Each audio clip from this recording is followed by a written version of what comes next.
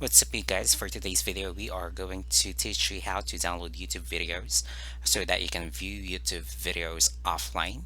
And what you need to do is to go to youtube.com and then select the video that you want to download. So, for example, on this video, I'm going to download English subtitle K-pop vocal coach reacts to Rise Up Marset. Okay, just click on that video and then you just have to copy the link of the video, which is located at the upper portion of the browser, and then you open another tab in here and then type in 9xbody.app and hit enter, and just have to paste the YouTube link that we copied a while ago and click on download button. Wait for it to wait for it to load,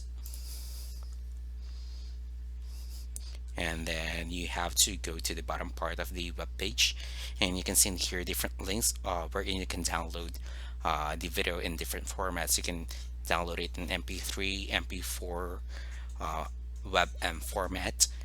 For this video, I'm going to download the video in MP4 format in a high resolution 1080p, and then I just need to click on download now,